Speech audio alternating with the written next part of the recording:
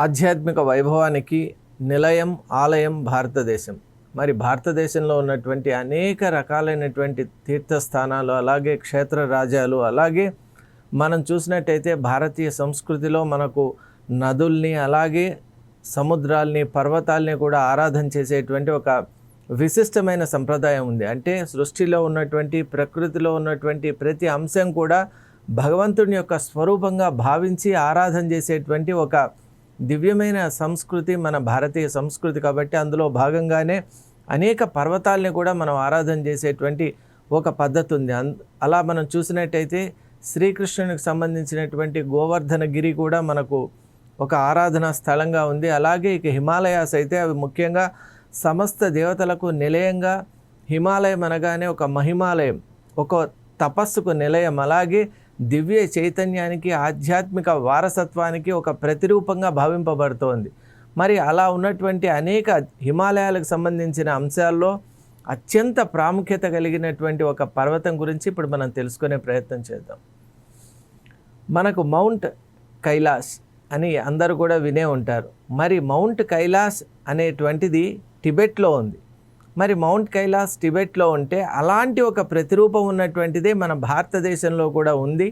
అలాగే ఆ పర్వతం కూడా దాదాపు 21,000 అడుగుల ఎత్తులో ఉన్నటువంటి ఒక అద్భుత శిఖరం. మరి దాని పేరే శివలింగ పర్వతం అని అంటాం. ఆ శివలింగ పర్వతం మనకు ఒక గంగోత్రి గ్లేషియర్ అని గంగా నది ఎక్కడైతే ఆవిర్భావం అవుతుందో ఆ స్థానంలో ఉండటం వల్ల విశేషమైనటువంటి ఒక ఆధ్యాత్మిక వైభవాన్ని కూడా సంతరించుకొని ఉంది. మనం చూసినట్టయితే ఆ వాతావరణం అంతా కూడా ఒక అత్యంత పరమ ప్రశాంతతకు నిలయంగా మనం భావించవచ్చు.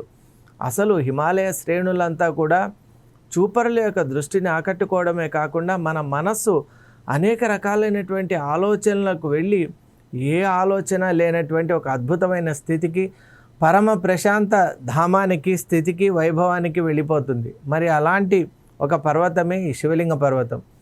ఈ పర్వతం మనకు ఉత్తరాఖండ్ రాష్ట్రంలో ఉంది. అలాగే మనకు బేస్ క్యాంప్ అనేటువంటిది కనుక చూసినట్టయితే తపోవన్ అని ఒక అద్భుతమైన, అది కూడా ఒక స్పిరిచువల్ సెంటర్, అలాగే ఒక రిలీజియస్ ప్లేస్గా మనం భావించవచ్చు.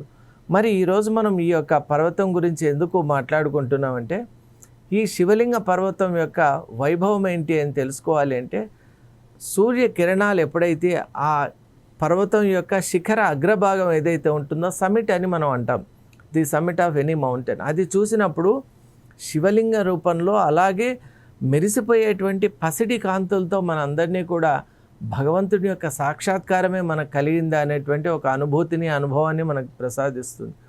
మరి నిజంగా ఆలోచన చేస్తే ఈ పర్వతం యొక్క శిఖరం ఒకటి కాదండి, ఇది 2 శిఖరాల యొక్క అద్భుత సంయోగం. అందువల్లే ఈ పర్వతానికి విపరీతమైనటువంటి భక్తుల యొక్క సందర్శన, అలాగే ఈ పర్వతాన్ని అంత ఒక రెవరెన్స్తో, భక్తితో మనం అందరూ కొలవటానికి కారణం ఏంటంటే 2 పర్వతాల యొక్క సంయోగం ఇది. అంటే యోగ స్థితిలో ఉన్నటువంటి పార్వతీ పరమేశ్వరుల యొక్క స్వరూపంగా కూడా భావించడం జరుగుతోంది.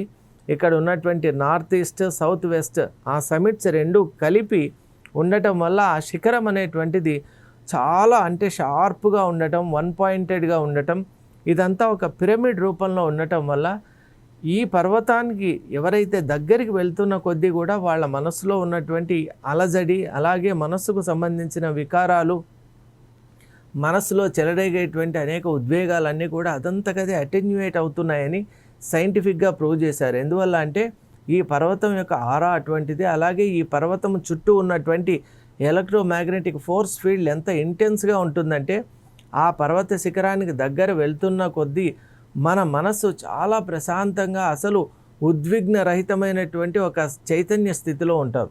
అందువల్లే ఈనాటి కాలంలో ఈవెన్ మెడికల్ ఫీల్డ్లో కూడా, మెడికల్ డొమైన్లో కూడా మౌంటైన్ యొక్క విశిష్టతను, ఇంపార్టెన్స్ను గుర్తుపట్టారు. కొన్ని పర్వతాల దగ్గరికి వెళ్ళటం, అలాగే ఆ పర్వత ప్రాంతాల్లో కొంతసేపు మనం గడపటం వల్ల శరీరంలో ఉండవలసినటువంటి హార్మోనల్ ఇంబ్యాలెన్సెస్ అన్నీ కూడా వెళ్ళిపోయి, అలాగే బాడీలో ఈ డైనమిక్ అండ్ బయో రిథమ్స్ ఏవైతే ఉంటాయో అవన్నీ కూడా అవంతకవే న్యాచురల్గా సెట్ కావడం.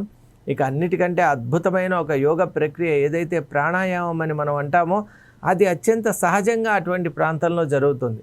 మనం ఎంతో కష్టంతో చేసేటువంటి ఆ ప్రాణాయామాన్ని అక్కడ అత్యంత సులభంగా సహజంగా అక్కడ అదంతకదే ఆటోమేటిక్గా జరుగుతుంది. కాబట్టి ఈ శివలింగ పర్వతం అనేటువంటిది ఒక అద్భుతంగా మిగిలిపోయింది. 1974లో ఈ పర్వతాన్ని అధిరోహించేటువంటి ప్రయత్నం చేశారు. మరి ఈ పర్వతం యొక్క విశిష్టత ఇంకా ఏంటి అంటే, ఇక్కడ ఉన్నటువంటి కొన్ని మినరల్స్ ఏవైతే ఉంటాయో, మనం ఆ పర్వతం దగ్గర కొంతసేపు కనుక ఉన్నట్టయితే మన బాడీలో ఉన్నటువంటి డిఫరెంట్ కాన్ఫిగరేషన్స్ అన్నీ కూడా మారిపోయి మనలో ఒక సహజమైనటువంటి ఇమ్యూనిటీ పవర్ పెరుగుతోంది. నిజంగా స్టాటిక్గా ఉన్నటువంటి ఇనర్షియల్గా ఉన్నటువంటి పర్వతం మన బాడీలో ఉన్నటువంటి మెకానిజమ్స్ ఎలా ఇన్ఫ్లుయెన్స్ చేస్తుంది అని మనం అనుకోవచ్చు. కానీ అక్కడ ఉన్నటువంటి ఆ పర్వతంలో ఉన్నటువంటి వైబ్రేషనల్ ఫోర్స్ ఏదైతే ఉందో అది హ్యూమన్ బాడీలో ఉన్నటువంటి డిఫరెంట్ డైమెన్షన్స్లో డిఫరెంట్ లెవెల్స్లో ఇంపాక్ట్ చేస్తుంది.